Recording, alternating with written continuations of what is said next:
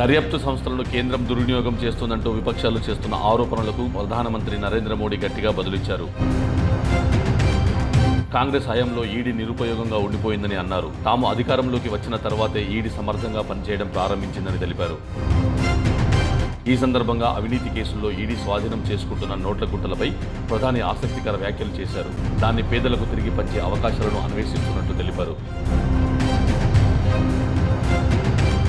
గత ప్రభుత్వాల హయాంలో కొందరు వ్యక్తులు అధికార బలంతో తమ పదవులను దుర్వినియోగం చేసి పేదల సొమ్మును దోచుకున్నారు. ఆ డబ్బంతా తిరిగి పేదలకే చెందాలని కోరుకుంటున్నా. ఇందుకోసం న్యాయ బృందం సలహా కోరుతాం. చట్టపరంగా మార్పులు చేయాల్సి వస్తే దానికి వెనుకాడబోం. దర్యాప్తు సంస్థ ఈడీ స్వాధీనం చేసుకుని సీజ్ చేసిన డబ్బుల్ని ఏం చేయాలో సలహా ఇవ్వాలని ఇప్పటికే న్యాయ వ్యవస్థను కోరా అని జాతీయ మీడియాకు ఇచ్చిన ఇంటర్వ్యూలో ప్రధాని వెల్లడించారు. ఈ ఇంటర్వ్యూలో ప్రధాని పలు ఆసక్తికర విషయాలు పంచుకున్నారు.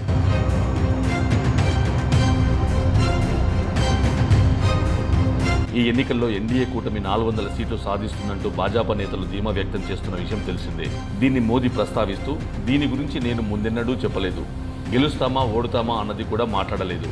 400 సీట్లు గెలుస్తామని ప్రజలే మాలో విశ్వాసం నింపారు. వాళ్ళ దృక్పథం నాకు తెలుసు. 2019 ఎన్నికల నుంచే మా కూటమికి 400 స్థానాల మెజారిటీ ఉంది.